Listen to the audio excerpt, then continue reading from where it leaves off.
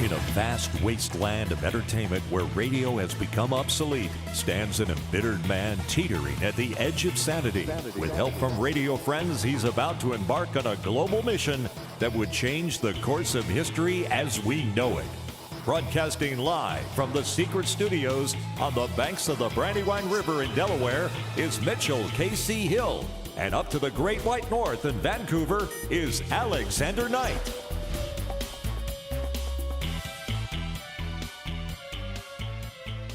And he fades up out of the black. See, I know we should have done it the other way.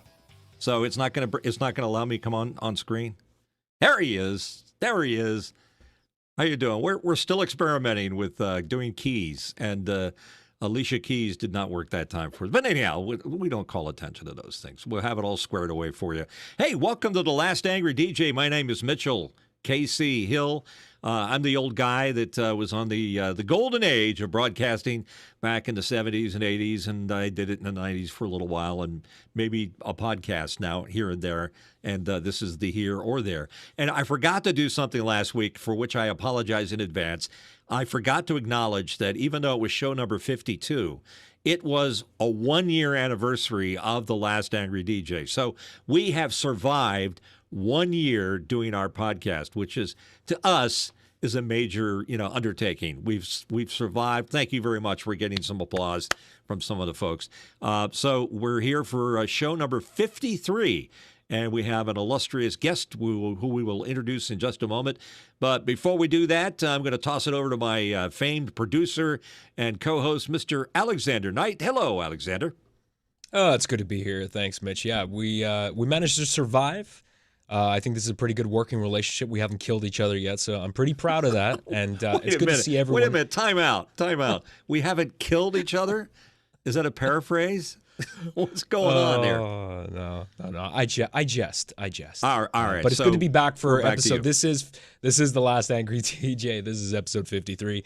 It's good to see everybody here. And this is the show where we interview luminaries in the world of broadcast, not just the world of broadcast, but we'd like to say that this is the intersection between old media and new media. So we interview everyone from radio station owners to salespeople to technicians to ex-DJs and, of course, YouTubers and podcast content creators. Really, that's what it's about, because both podcasts and both radio, we're all growing and we're all getting through a lot of challenges that we have in the industry. Podcasts it's a relatively new medium, but it has its own set of challenges. And there's some commonalities between those two industries that we like to come back to every now and again on the show.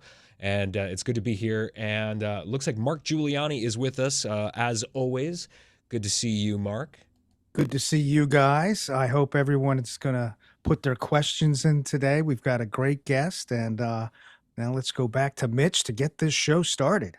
All right, Mark, he's the number one guy in the business. He's the best color man in the business, which we like. And Alex, you were saying a podcast, and we cover a lot of territory here. I have a theory that a lot of people that are in podcasting are basing it upon radio. If you think about what was there before podcasting and social media was around, radio was the thing. And we have our guest here today who's definitely a luminary in the broadcasting industry, but also is very, very popular in the podcast. Let me introduce to you Drew Dickens, who is the host of the Encountering Peace podcast. Drew, welcome to the show. We're glad to have you here. Can you tell us what that is and how long it's been going on? I'm just waiting for the illustrious guest to join us. Will he be like kicking in on top of me, or what's?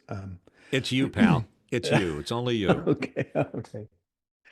It's an honor, and I fell in love with the concept of what you guys are doing, because I'm a long time radio guy. Oh my gosh, going back, I was probably elementary school and hardwiring my AM radio and into our TV antenna on top of the roof. I mean, it just, so I did that too. Doomed. I did it with my night kit AM transmitter that I built. Yes. It was like had tubes on the top of it, and I was the king of the neighborhood.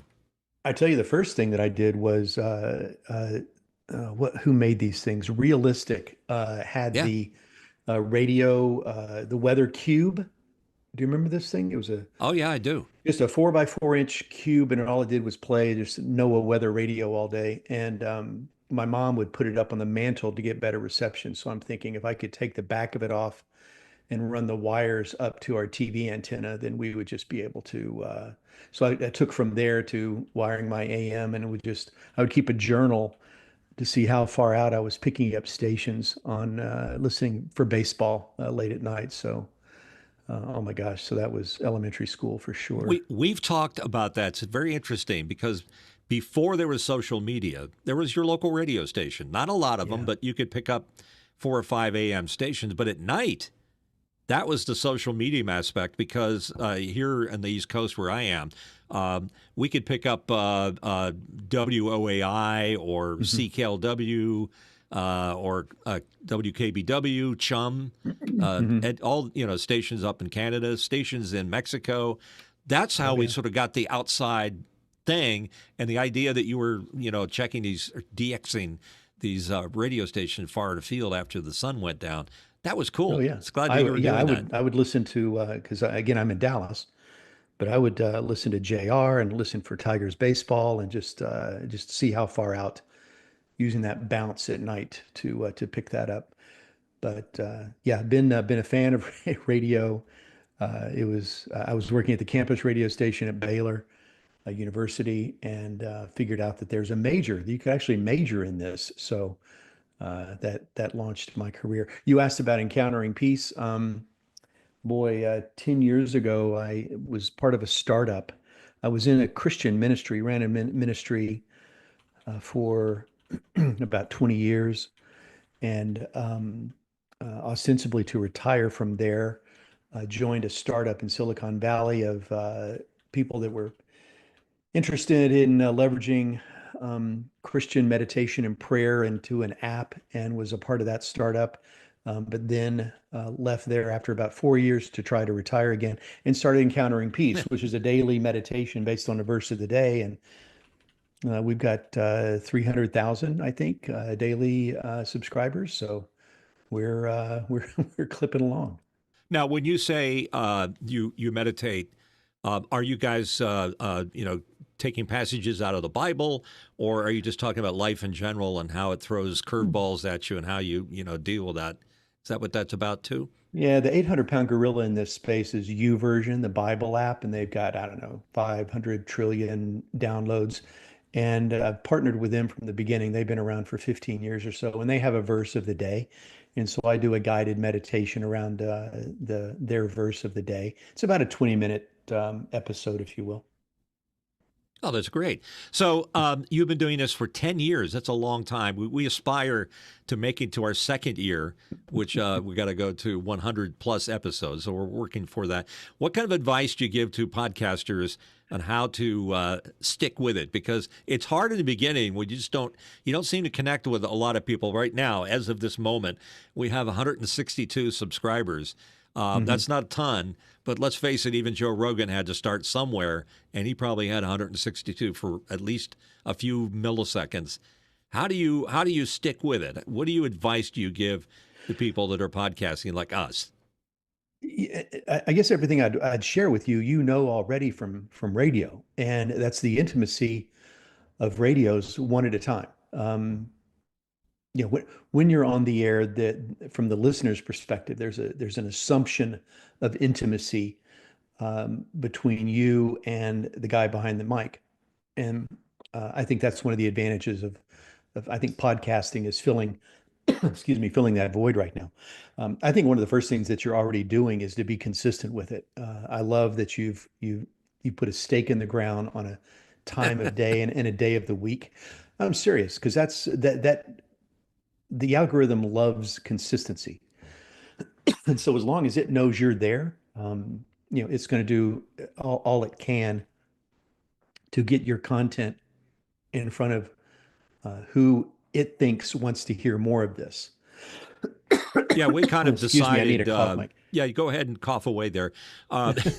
We kind of decided when we got started that we wanted to do one show live so that we could field questions live, which you can't do on a regular podcast, and using YouTube, which is just a great Well, I mean, I'll let Alex speak because Alex is the our expert here. He's a producer. Why did we pick YouTube as a source to begin the process of doing a weekly show?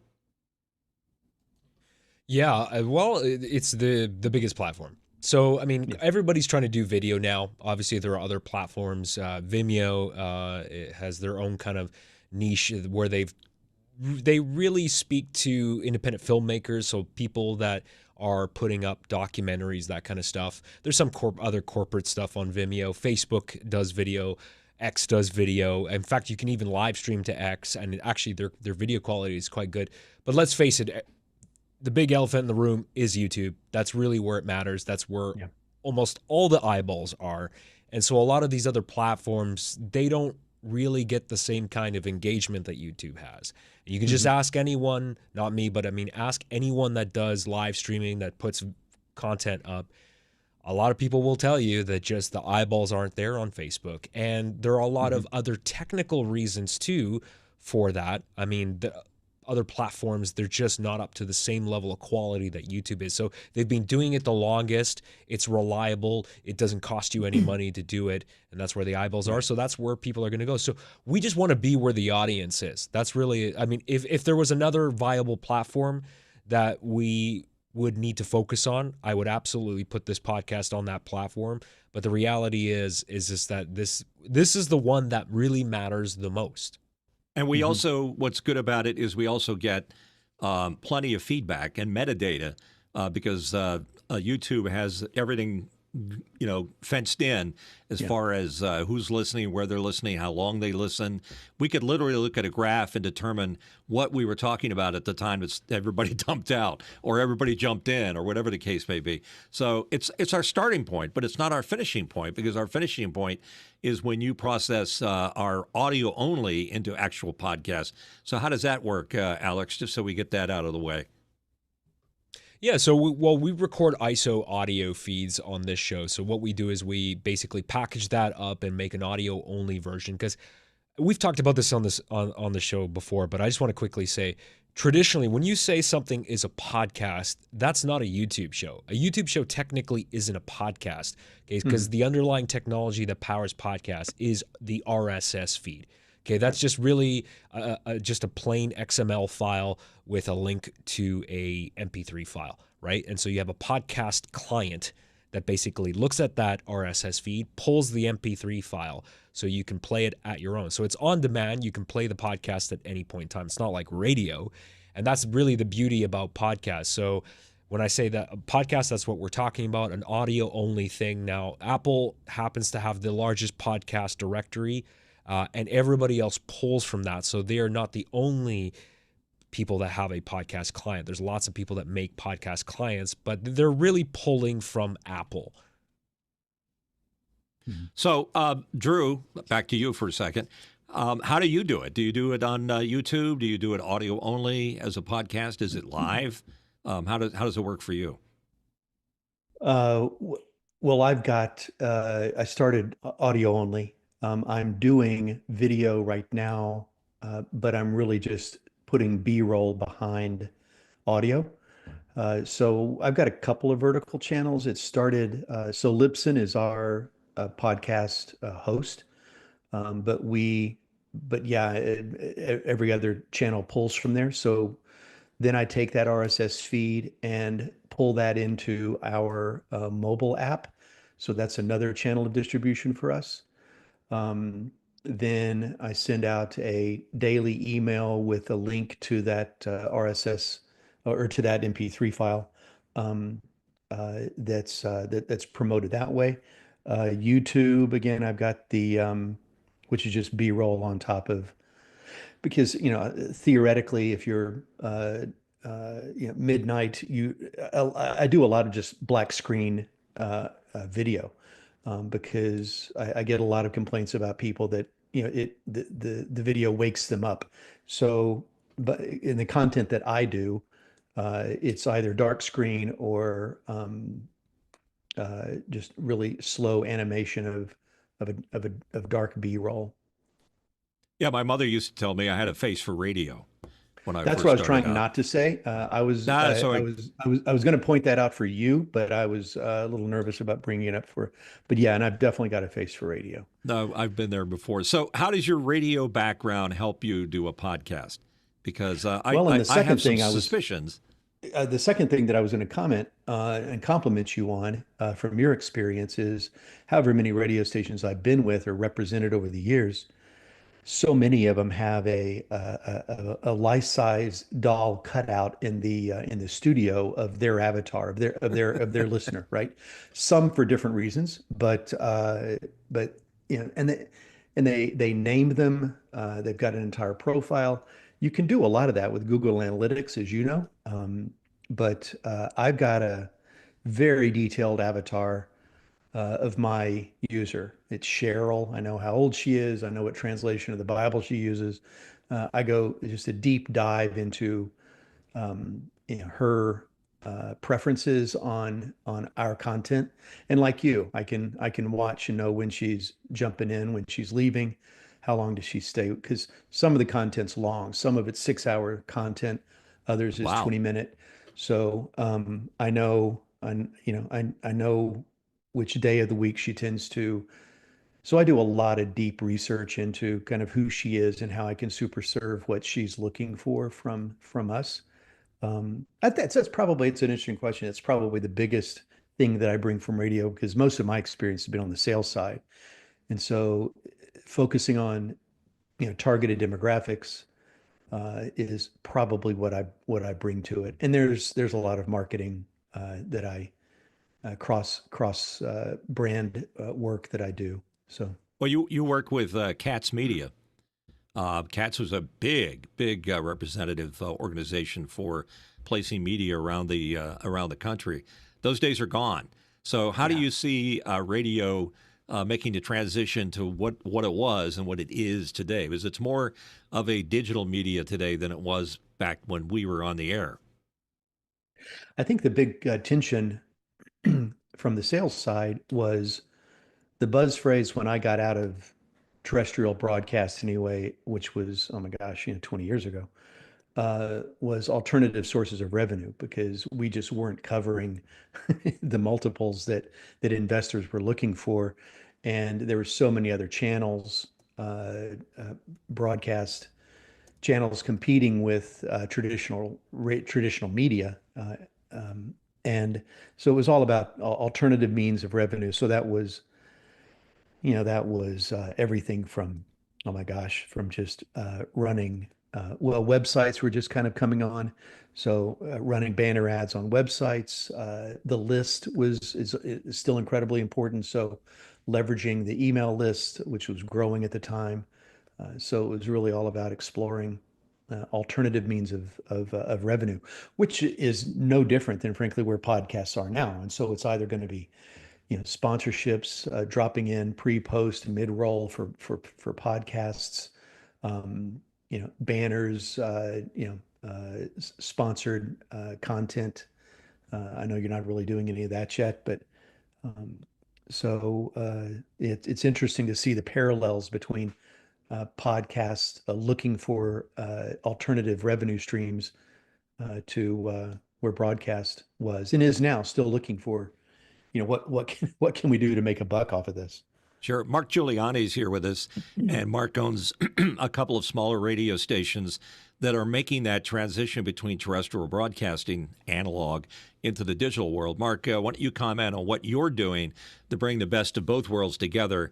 So you're sort of between a podcast and a broadcast, as it were. How does that all working for you? Well, I think it's working really well. I think what's interesting is that we've been at this for a few years now where you have the opportunity to grab a camera and do a show and send it out to YouTube or stream it wherever you want. But I haven't seen anyone show me a successful business model. There are a few people making a lot of money on YouTube, but for the most part, you've got thousands and thousands of people trying to figure it out. Whereas radio and broadcast for, TV as well, have been around for years and offer a solution where you don't necessarily have to pay for cable. You can get over the air without paying anything if you're consuming it. And the businesses that are local will pay to get into the marketplace. And so that's a very strong system for marketing and advertising that's worked for years. And we're trying to combine the two by bringing a little bit of digital into radio and allowing people to go to websites and ask questions for those shows and see show notes that the host is going to talk about, which works really well for talk radio. And it's enabled us to really grow our platforms and get a larger audience and get an audience that's really more involved in the radio show. And we let them vote on the questions, so they get to choose which questions are going to get asked of the panelists that come on our show. So it's a pretty interesting change to radio. Yeah, it's like back in the day, we used our request line to interact with our listeners, and with some success and maybe some failure in the process. But nowadays, Mark, you're successful using some software. I think you have a special name for it. I refer to it as Mukana, and that's a way where people can come in and ask questions and interact. How's that working for you? So we have event software. We call it Dial, the Digital Interactive Audience Lounge, because people can come into it and they can ask questions and vote on the questions and chat with each other and chat with the panelist and the host. So it really is more or less a lounge, like at an airport where you have the lounges for the different airlines that you can belong to. And yeah, go ahead. It's creating a much more interactive experience than what we've had in the past, where with talk radio, you have one caller at a time calling in and getting to ask the host a question. Here you've got, hundreds of people, thousands of people. The system can handle a lot. In our case, we're at hundreds of people, especially during events. If we go out and do an event for a local community or group, we get lots of interaction going on during those events. And Drew, don't you use your app that you have, a custom app that accomplishes basically the same thing for encountering peace? Yeah, I mean, any chance I can explore a new vertical channel of distribution, I'm all over that. To follow up on something Mark just mentioned, there was an AOR that I was a part of, I guess one of my first radio jobs here in Dallas, or Rocker. And it was so funny because it was owned by Belo Broadcasting, big corporate owner.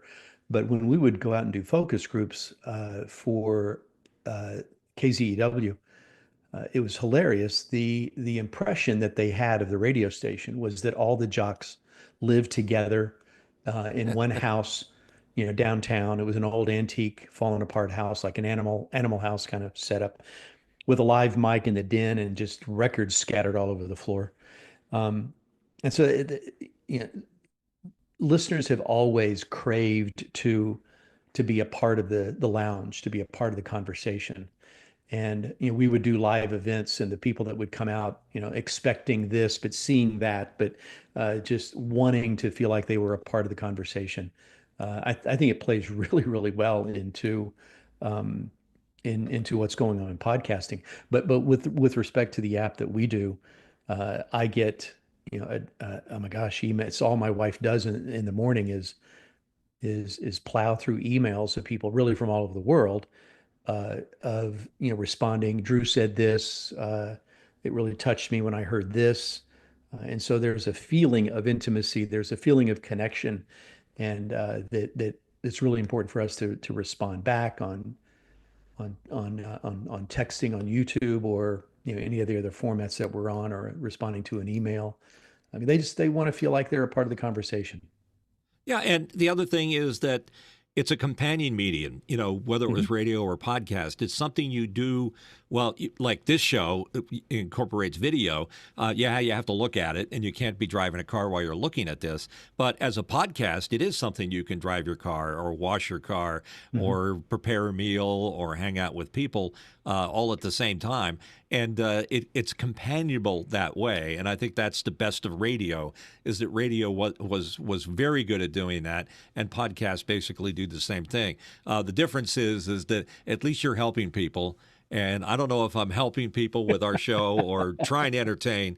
We would aspire to provide some, normalcy in their life. But I think that what we do is that when things go wrong, it's entertainment. So, if something gets screwed up on our show, we just call attention to it and keep it real and say, I've screwed up. you know. So, by the way, on the subject of what's going on here, we encourage folks that are watching to ask their questions. You can do it either live through YouTube, or there's another way. Alex has a couple of the gateways that you can use. We have a thing called Discord. It works great. Alex, how do they do that? Yes, you can join our Discord. I'll put the QR code up here on the screen. That's one way as well. And of course, like Mitch said, you can ask questions live during the show. The best way to do that is to use the Q&A tool that we have, and you can go to ask.thelastangrydj.com. That's ask.thelastangrydj.com. There's multiple options there on how to log in. Probably the quickest and easiest way is to just put in your cell phone number. It'll text you a code, then you can get in right away and start posting your questions as well. That's great. And Mark, if you can, I noticed that some folks are putting comments in our YouTube. Not all of them are coming over to our Mokana, but is it okay if you take a gander over to YouTube and see what Sure, the yeah. comments So, that people are saying? yeah, there's some comments coming in. I Am Fatness says, I think you're vastly underestimating how many full-time content creators there are making a living from YouTube and other social media. 12 million Americans alone. Less than 350,000, I believe, work in broadcasting. And I wonder just if there's 12 million Americans alone on YouTube having a go at it, how many are there that have failed?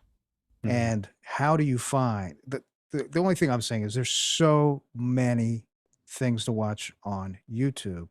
It's really hard to be so good that you climb to the top. Yeah, and I think if you combine you combine the prior business model of radio with digital, there's something there that there's a history of sales in radio. There's a history of sales in broadcast television that can go out and build a local community and build a brand in that local community for that business. And primarily that might just be because it's more local.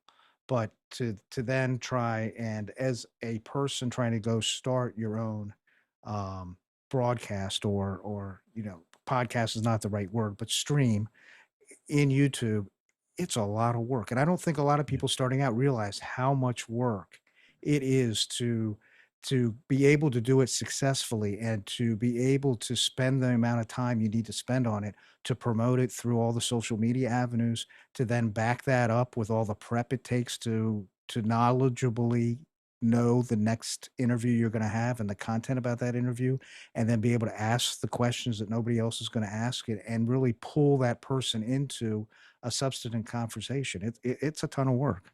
Yeah. How do you do that, Drew? How do you make a successful podcast? Obviously, your program is a provocative title. I want to encounter peace in every possible way I can. It's not necessarily a religious thing. It's a social thing too. And if you're bringing some peace and happiness to people's lives, that's a lofty goal. How's that working for you? Well, I'll feed off of what Mark just said.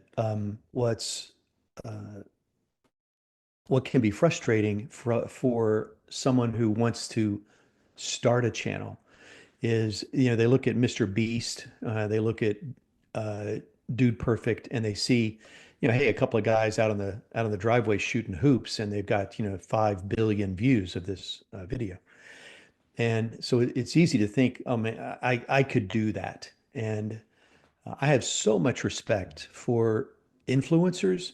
Our son and daughter-in-law know a young woman who's a fashion influencer. She's got a staff of 5 or 6 people, and it's all she does all day, and they don't see the hard work behind it. And the same's true with, again, going back to radio.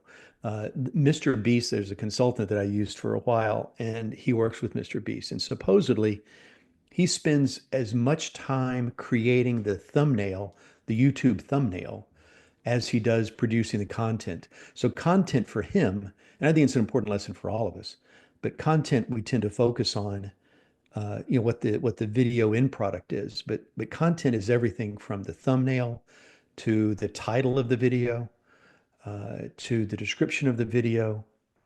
All those are important drivers of that algorithm. And Brian and Mark, as you know, it can be so frustrating whether you're in a traditional radio station or is you're fighting against so many different variables that you just don't know what's the one thing. What's the one billboard I need to be on? What's the one what's the tweak on the music side? What do I need to do? I need to bring a show in an afternoon instead of just a solo. You're always playing with A/B testing everything, and it's easy to look at podcasting and think, hey, I'm just going to get a 4K camera, throw it up, and yap about this. There's so many variables that you've got to juggle to make these things work. Yeah, what's kind of interesting about what you say is that it's true. I mean, I have a radio background, and I know how to present and make eye contact with the camera and sound like I know what I'm talking about. But I happen to follow in with a crowd, and a lot of them are right here, called office hours.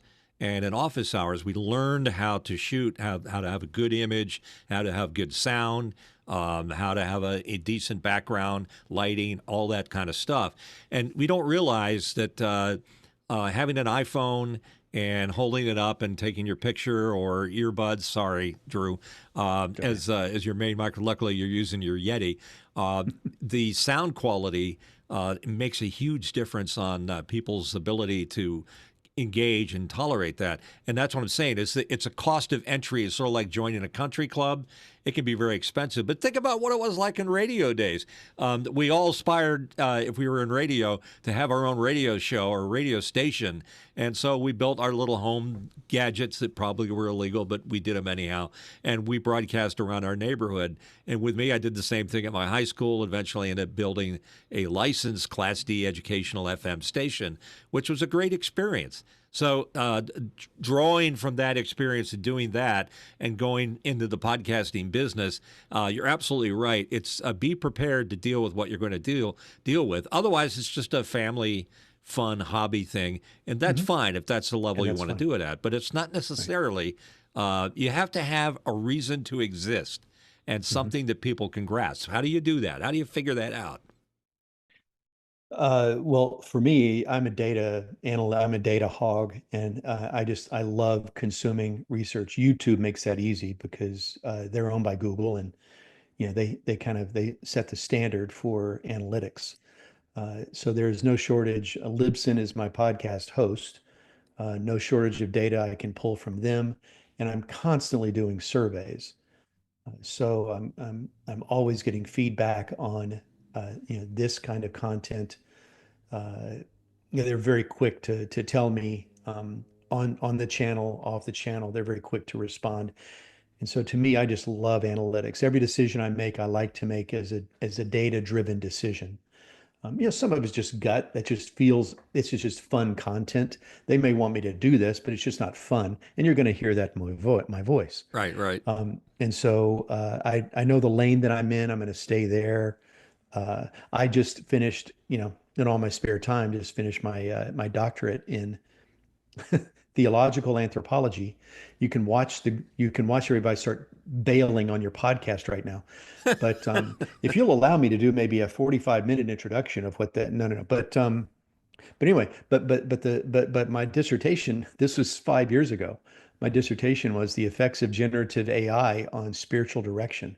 So 5 or 6 years ago, I couldn't get a return phone call. Now everybody wants me on their podcast to talk about, AI and spirituality. And so it's interesting for me because I'm really excited about that content. But my 65-year-old female retired a grandparent audience is not grasping my passion for AI. And so I actually have 2 podcasts going right now. So I've got Encountering Peace, and I've also got AI and spirituality. And watching those two converge has been interesting, but very, very cautiously, because again, I don't want to change format in the middle of the day. I want to maintain the content, but make it interesting for both of those. And finding a way to mix those two has been just a lot of fun.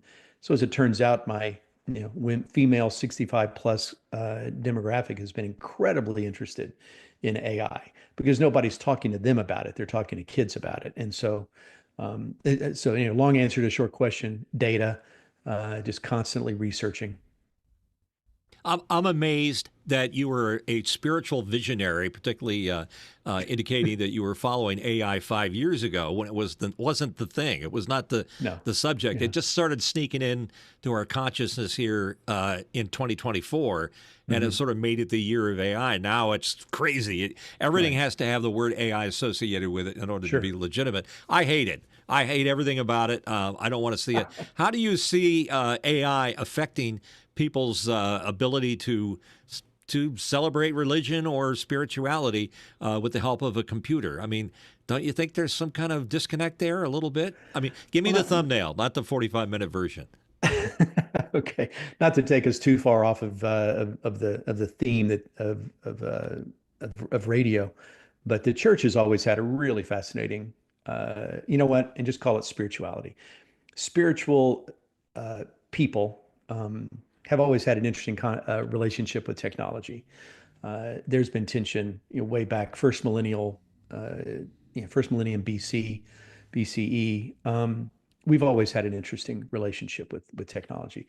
The most obvious example to go to is Gutenberg and the printing press. Sure. And be able to now multiply and magnify. I don't have to go to church. I can read the Bible on my bedside table. So we've always had this relationship. So technology and theology is nothing new. How this just feels different because there's a relational aspect to AI, which I think people are starting to recognize that is incredibly powerful. I think one of the positive aspects, I'll put a bow on this with just one example of both, but the positive aspects of AI and spirituality are just the efficiencies of it. And I think there's some aspects of that, no doubt, within broadcasts, of just to be able to use AI to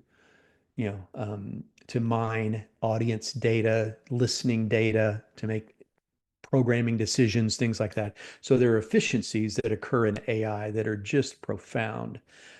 I think one of the largest negative that I've been camping on for a while, there's actually an ancient Greek word called acedia, which is a spiritual sloth. I think it will eventually bring some laziness in spirituality, where you can have AI do the heavy lifting of study and analysis and things like that. So we'll be able to we'll start finding ourselves relying on it for things that we shouldn't be relying on it for. So stop me, but that's a short answer. I think it's an excellent answer. In fact, it touches on things I've been talking about for AI for a while. And for those that feel that AI is going to take over the world, it's going to be like whatever that Skynet taking over in Terminator. It's not going to happen like that. I feel what's going to happen is that we're going to give it away to computers and the AI. We're going to slowly but surely say, well, that's too complicated. I'll let the AI handle that. Or let the AI deal with that. And eventually, we don't have anything left to do. We've given it all to the AI.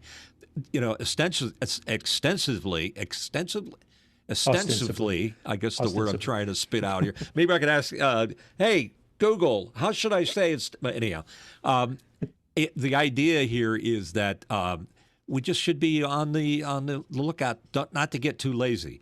And if it frees us up, like if you watch Star Trek and Star Wars and all those shows, the idea is that the technology frees us up to concentrate on more interesting pursuits that might be improving the quality of life for people mentally or physically or spiritually. That's very interesting. And on that note, if you look at the statistics of radio as a format, religious broadcasting or spiritual broadcasting, whichever you want to refer to it, is on the uptake. It's on the uprise. It's gaining a lot of. It's not just country that's doing better and better. It's religion as a programming note. So how do you see that? What's that do for you? Does it warm the cockles of your heart to see that happening in broadcasting? It's not like top 40 radio, and we're not going to play Billy Don't Be a Hero one more time.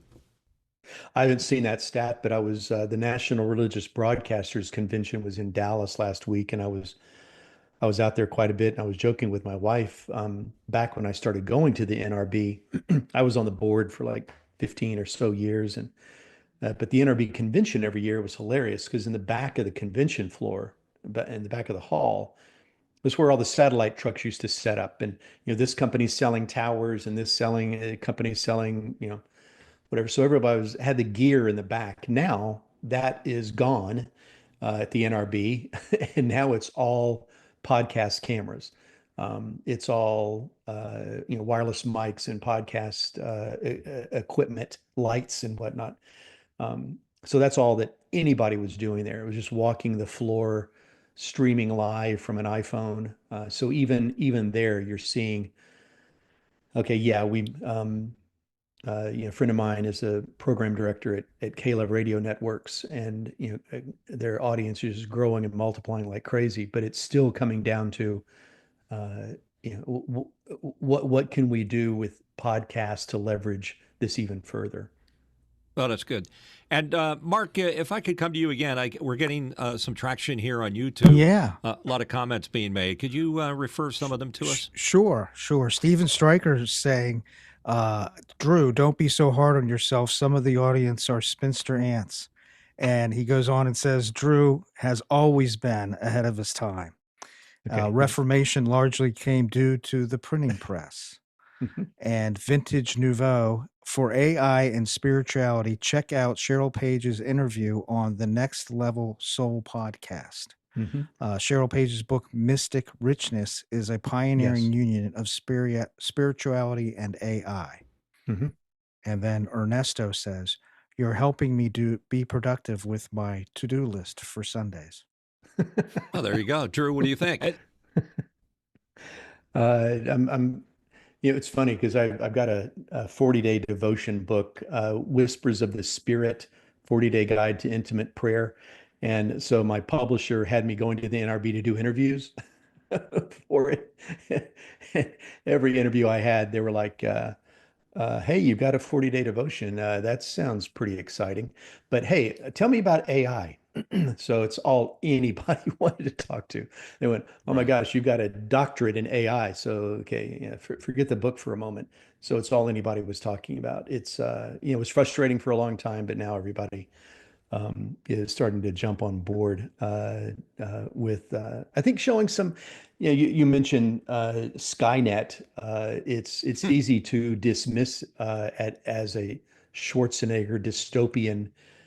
And I'm not going to argue that that's not the case, but I think you're spot on. I think it will be much more ubiquitous than it already is, but becoming even more so. I don't think we're going to see it sneaking in that way, and we're gonna open the doors for it willingly.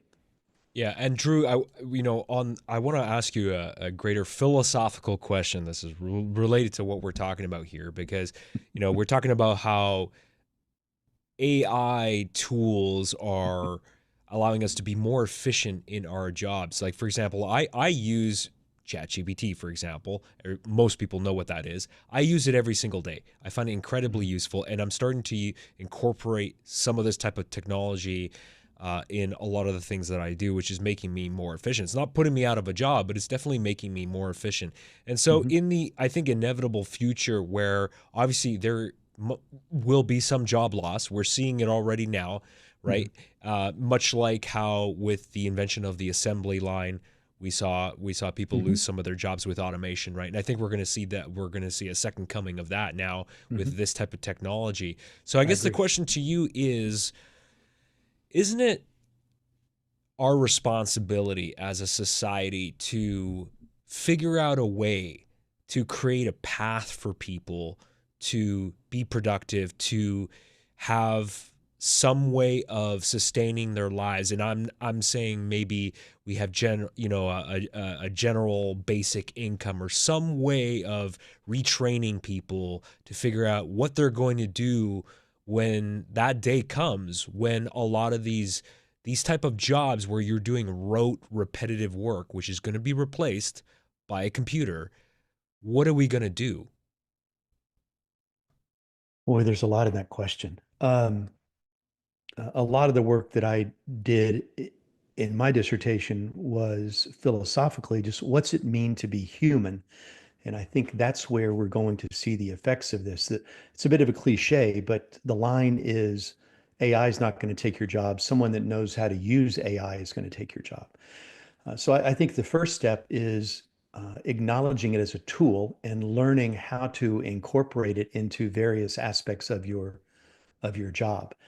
Um, you mentioned ChatGPT, which is great. What do you use it for? Is it writing mostly, or do you use it for efficiencies Uh, as far as yeah. research or what? Heavy lifting? I use it for just general questions. I'm still fact checking it because, as Yeah, we for sure. know, it's not always correct. Hmm. But I find that a lot of times when I ask it basic questions, it is actually correct. When I will check Hmm. it and it actually is correct, and just basic things, and I'll give you some examples.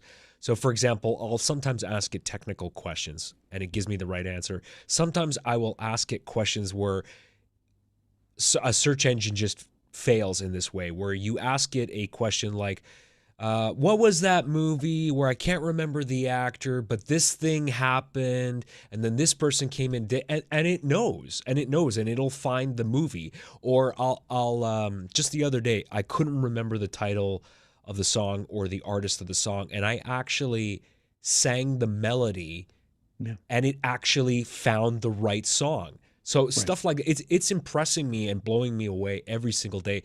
And this technology is advancing at such an incredibly rapid pace that today's AI is not going to be the same tomorrow or next week Yeah. or next month. It could be a completely different thing, and it's just astounds me just how rapidly this stuff is evolving and becoming more useful, more conversational, and more detailed, and less prone to making mistakes. Those mistakes are called AI hallucinations, and you're smart to fact check those, but that's a reality. The line that I always use is, it's incapable of not answering. So it can't say, "Boy, you stumped me on that. I don't know. Let me get back to you." It's always going to give you an answer, even if it's the wrong one. The better way to assure more consistent responses is by, prompting. It's really no different than being a mid-level manager working with a summer intern. There are just going to be things that you delegate and things you don't. You're not going to ask a summer intern to write a year-end appeal letter and send it out without looking at it first. And so there are just going to be some tasks. But the better, you know, if you give a project to a summer intern and they come back with something completely offline of what you were asking for, do you blame the intern or do you blame yourself for not asking, for not giving them enough detail to go Of into the course. project? And so prompting is a key skill that I think everybody needs to learn. How do I ask it? We have some experience to doing that, don't we? With Google is, okay, well, maybe I didn't ask that question the exact right way. So learning how to prompt with AI is going to be very important. So I think getting back to your what's it mean to be human, humanity, giving people a pathway. You mentioned UBI, Universal Basic Income. That we're already seeing some early conversations around that. I think that's going to be an important conversation to have in the future. But right now, I think it's important to acknowledge it instead of dismissing it as the latest fad, dismissing it as this, dismissing it as that, is just to get onto a Perplexity, get onto a Claude, get onto Right. Chat GPT and just start trying XAI. Just start getting into these and just start talking to it and just seeing kind of where that goes. It's again, it's ubiquitous. We use it every day without realizing it. Every time we're on Facebook and get a friend recommendation, that's AI. Netflix movie recommendations. We're surrounded by AI already. So it's just acknowledging it and learning how to incorporate it. And I think setting some standards for it in your life, spiritually or just entertainment wise, setting some guidelines that this is too far. I acknowledge that it's going to start encroaching on my humanity, and so I'm not going to go any further with this. But yeah, a lot of momentum pushing us the other way to use it more and more and more.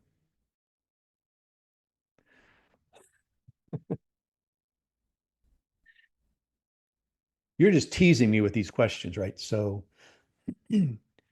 no. AI is a really good character generator, next character generating machine. It's really good about determining what comes next at its most fundamental level.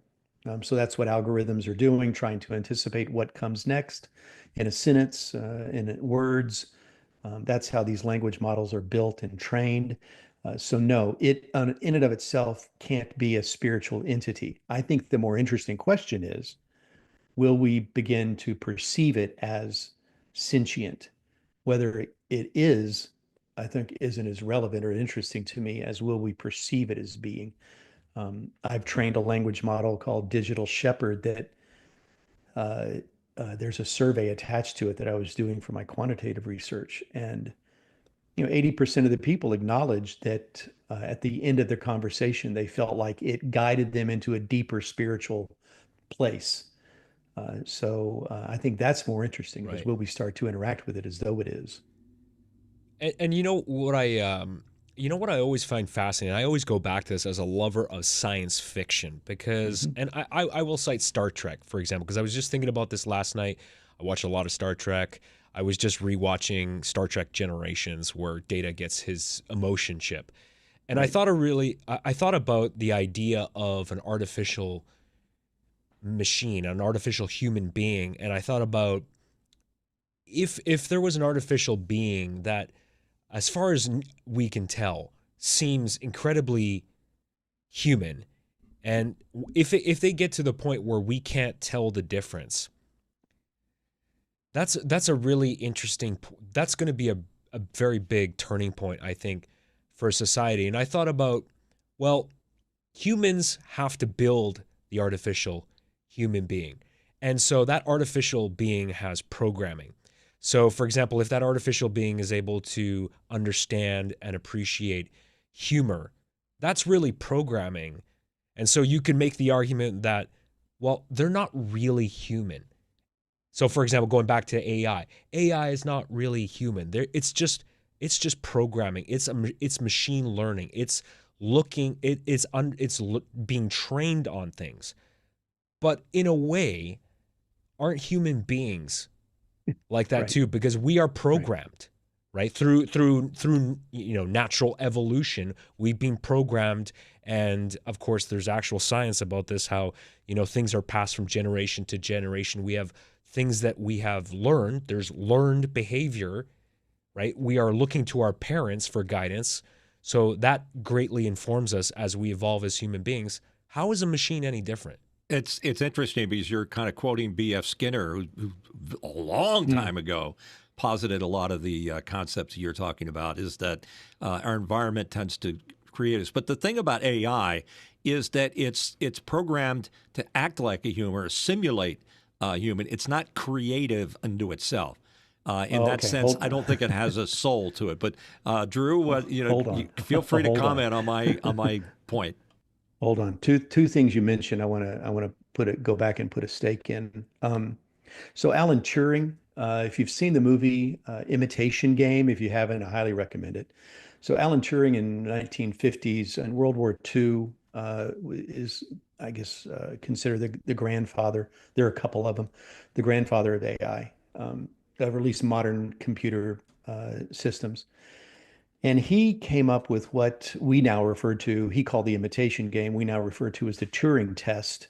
Alex, to your point, is when we get to a point where we are interacting with a computer and can't tell, there's also a mind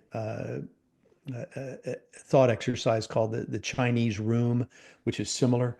But if we can't tell from the conversation whether the entity is human or not, it passes the Turing test. So there's a lot of debate about whether we're there yet. I don't think we are, but in some respects, perhaps. So the Turing test. The second is a comment you both made about it being trained. I think we have to be careful with that. It's not being hard coded to be pro this or anti this. So there are two levels of training for a language model. The first is just consuming everything that's ever been written, from Sumerian tablets to, frankly, this podcast, and learning how we talk and engage. So it's not so much just the vocabulary, but how do I know to say jelly after I say I enjoy sandwiches, and especially peanut butter and, instead of peanut butter and honey, peanut butter and bananas. How does it know to say jelly? Well, it weights all those words, and is able to, within context, know what comes next. So it's training on that type of data. It's also trained on domain specific, which gets into the technology of radio and broadcast, from heart surgery. It knows all those as well. But no one is sitting in a room and hard coding any of this information.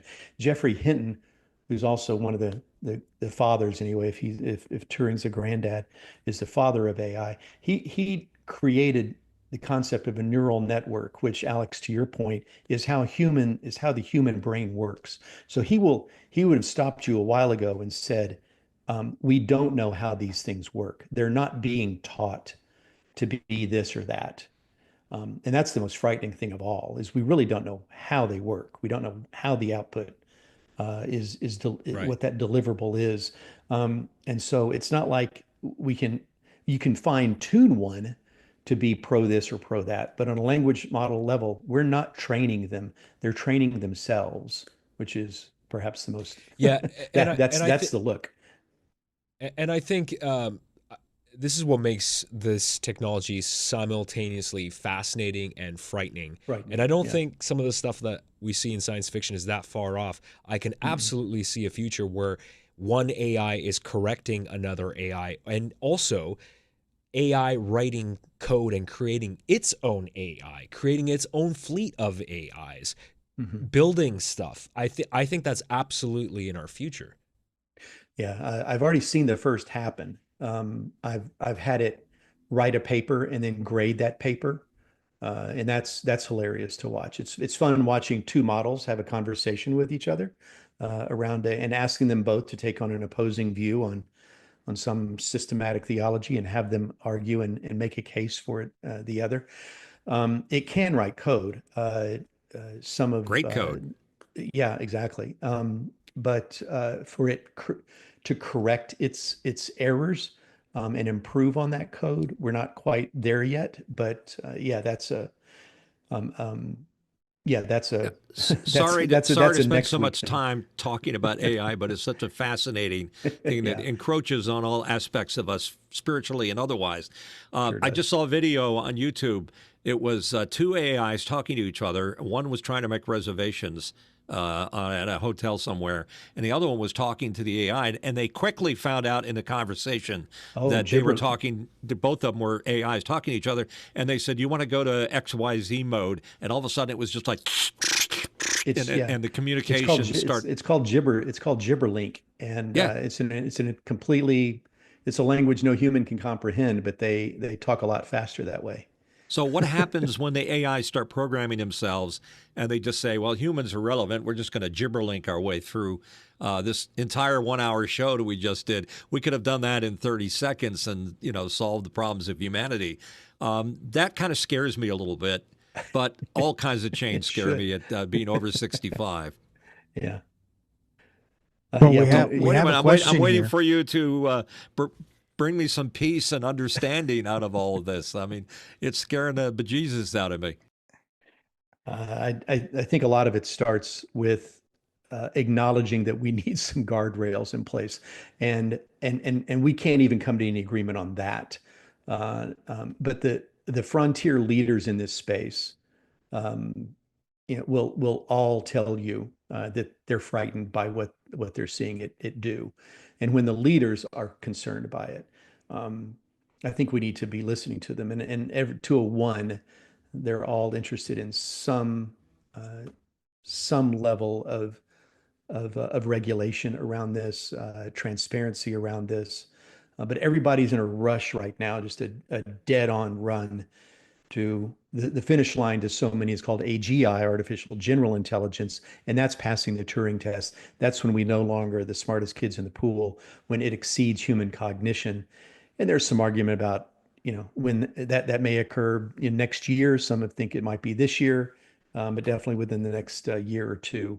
And at that point, everybody just kind of checks out, goes Yeah, to a here it farm comes. somewhere, and you're Mark, get a do we tent. have any other questions or comments that are coming in? This is a Yes, we do. fascinating discussion, Steven by the way. Stryker has a question that brings it back a little bit towards radio, and that is, can AI be a tool for selling advertising for radio and podcast? Drew was one of the most successful national reps. There's a You just compliment in stop there reading somewhere, question Drew. from just stop reading question from Steve. But He already called Alex Max Headroom, so yeah, let's keep moving on. Again, from the efficiency standpoint, not the philosophical angle that Alex and I were talking about, but just from the workflow.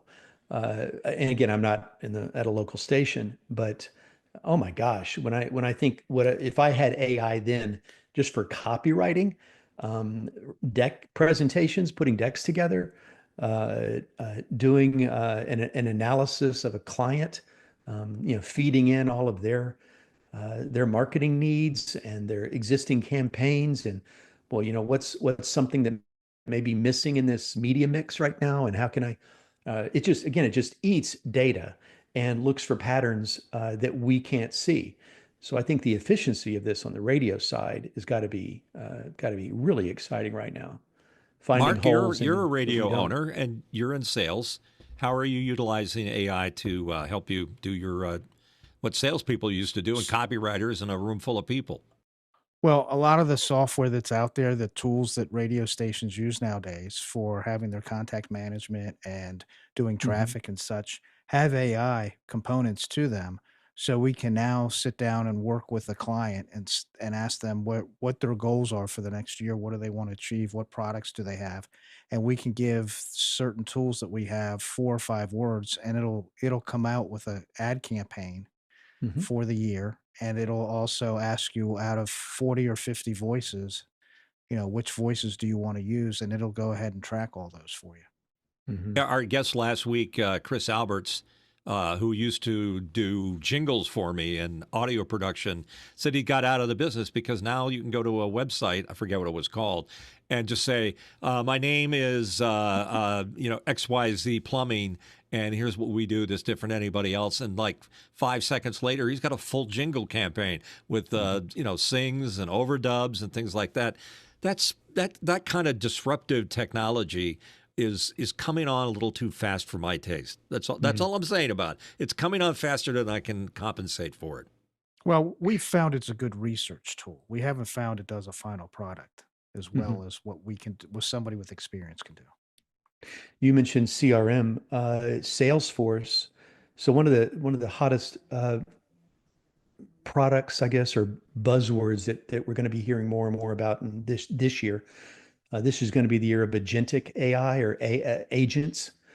And an agent, think of it as a platform that's able to execute rather than just generating content. So if I ask it for a list of, what are the top 10 songs in rotation?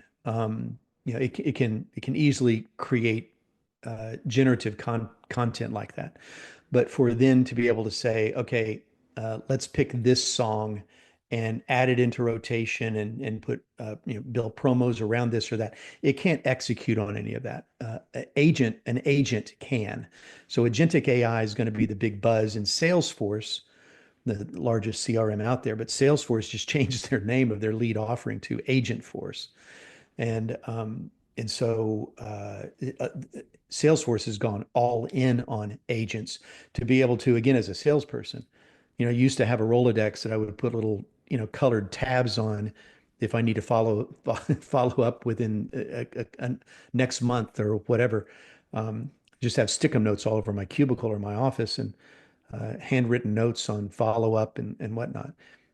But an agent would be able to, hey, you haven't contacted them since here, and here's the email I've already written for you, and here's the follow up to that, and here's the deck that you can attach to this, and we'll be able to do all that. So from a contact management system, I think AI has just got a mind blowing opportunity for sales and management for sure.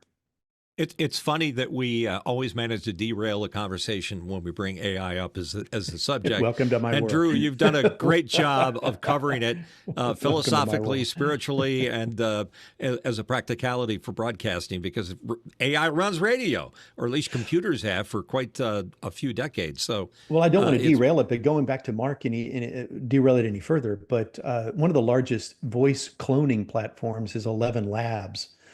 And that's incredible work that they're doing. I've cloned my voice and will use it for just dropping in, changing of a word or whatever. I'd be curious to see if you're starting. I can't imagine right now that working on air, but to have a jock in a studio have to cut a demo of a spot for me. And just have them knock that out with a voice clone. We've ruled it out because we don't know the legal ramifications of it. Yeah. So we've just said don't copy anybody's voice we know. Use the voices that come with the system. Have you cloned any of your air talent? No, because we don't know what the legal ramifications are. So that is either. Yeah, we want to let it. Nobody does. Yeah, we want to let it play out into oblivion, Mark. Yeah. If you clone. Look, if I can paraphrase Charlton Heston, not until you got to pull this microphone out of my dead hands right. before I'm going to allow it to be cloned and utilized without my permission. So anyhow. Let's put a fork in it and call it done. Very interesting conversation. Lots of comments from lots of people. Drew, I appreciate your input, and this is a subject I think that we could spend a few more hours on. But how do they go to your podcast to get some other peaceful spiritual advice and contemplation? Well, it depends. If you want peaceful, that would be Encountering Peace, and we're on all the wherever you listen to your favorite podcast.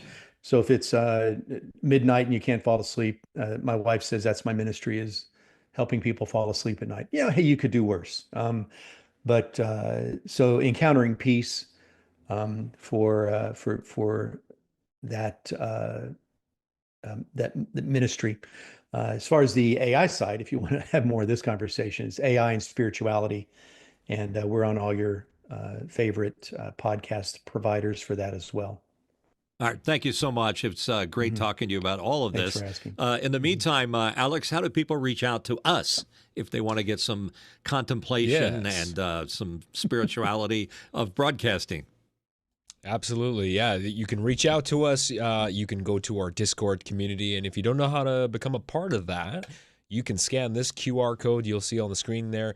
That's the best way to continue this conversation after this show ends, and it's a fun place to chat with us, talk about whatever you want to talk about, maybe suggest a topic or a guest on a future episode.